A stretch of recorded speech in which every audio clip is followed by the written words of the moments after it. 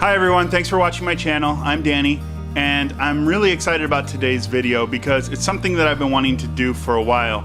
Kind of let you in on my history, where I've come from, where I feel like I'm going, and who I am, and what I'm all about.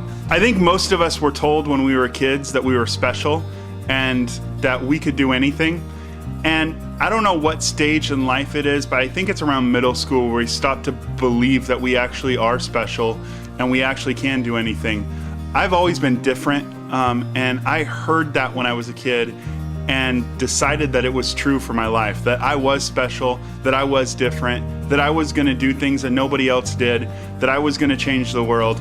I decided that all when I was a young kid, and I refused to listen to the world when they began to put up barriers, saying that you can't, saying that you can't accomplish this, that you can't get there, that you can't do this. I refused to believe those. I just decided that there was something special about me and I was gonna go after it. I was gonna be what I was called to be. I'm the oldest of 7 kids and I'm 6'8", so my entire life I've always been the biggest kid in the group. Naturally, that made me a leader. Everywhere I've been, every place I've gone, if there's been an opportunity to lead, I don't volunteer, I just do it. It's in me. It's to respond with leadership. When I was a kid in 4th grade, I remember there was a time where my friend Jamie showed up at school wearing a big button on his shirt. And it was a political button, and it was something that was unpopular with the kids at school. And I remember there was a big group of kids standing around in a circle, and it was probably not as many as I remember, but it felt like a lot. It felt like the entire school was around him, pointing, laughing, saying all these horrible things. I saw it, and even though I didn't agree with what Jamie was supporting, and I saw my friend being hurt, being bullied, being made fun of, I don't know why I did it. I don't remember like my thought pattern. All I remember was my friend was being treated unfairly, and I wasn't all right with that. I wasn't all right with him being treated that way. And I remember I walked through the big group of people, and I walked right in the middle. I put my arm around Jamie, and I pushed my way through as we walked out of the circle. And I remember as we were walking away in the field, looking at Jamie and saying, "Oh, don't listen to them, don't worry about them." Fast forward about 15 years, and I was at a quandary.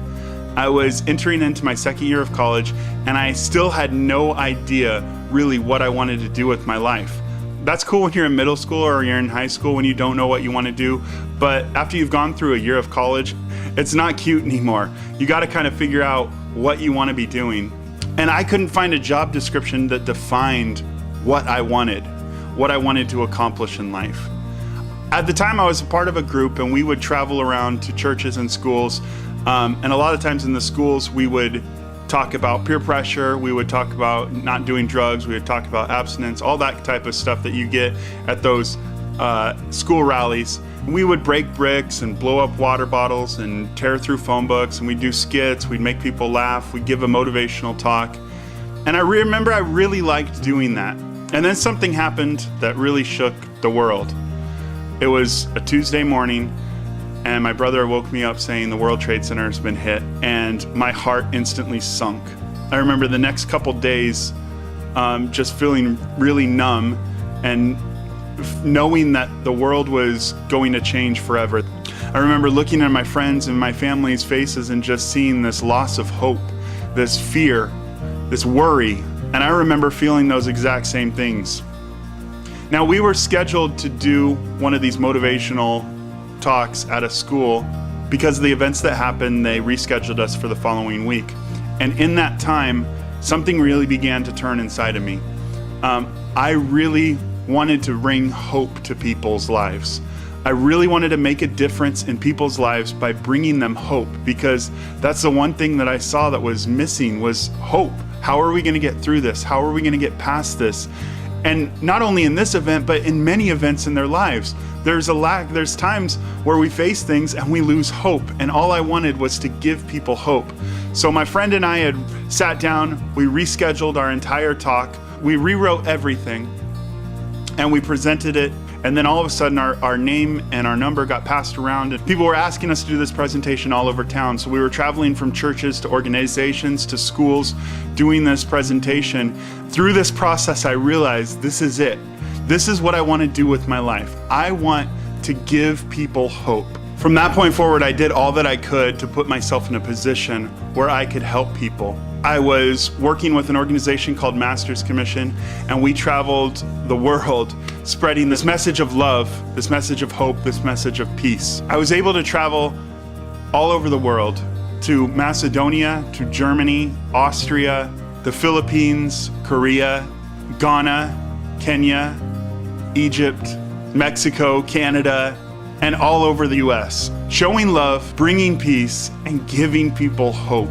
It's at this time that I was able to learn some new skills in web design, in video editing and podcasting, in photography, in all kinds of media-focused areas. And so I would use these new skills and these talents that I had had my whole life to broadcast to the world what it was we were doing. That's when I discovered YouTube. My friend Chris and I would make weekly updates. We would write it, record it, edit it, and broadcast it as fast as possible, explaining to people what was going on in our lives that week.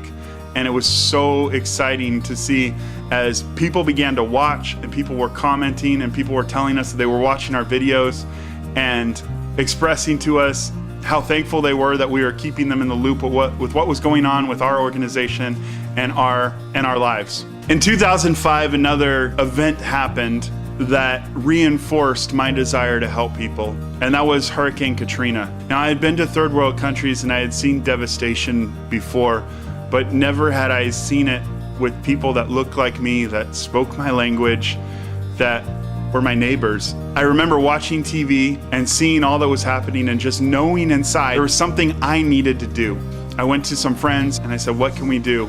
We wound up loading a semi-truck full of supplies and sending it down there. From this event, I had lots of local media exposure, and a man watching TV one night saw the story of us filling the semi-trucks, and he called me and asked me if I could use an RV. I had already been working with a person in St. Bernard Parish, Louisiana, that had lost their home but had been serving the community since day one.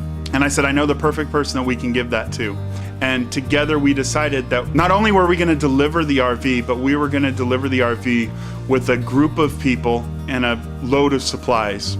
We drove from Oregon to Louisiana. I took a team of 15 people, and for 2 weeks we served as hard as we possibly could the people of St. Bernard Parish. We returned a year later and continued to serve the needs of that community.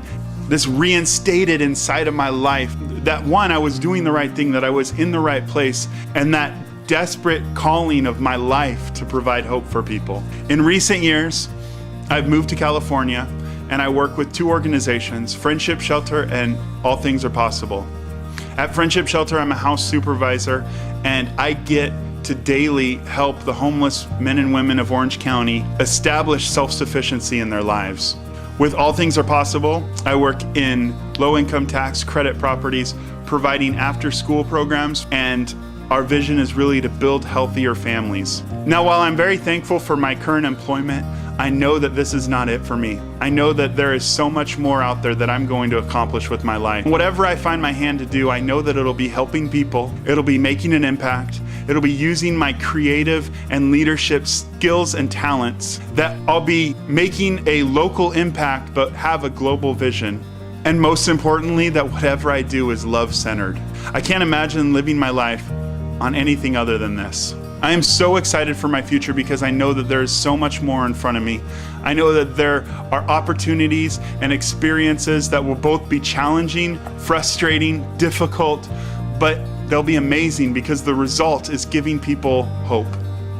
I'm glad that you found my channel and that you can be a part of this journey with me, that you can experience with me all the opportunities that come along. I'm ready for the next challenge. I'm ready for the next opportunity in life. And I'm ready to spread this message of hope to the world.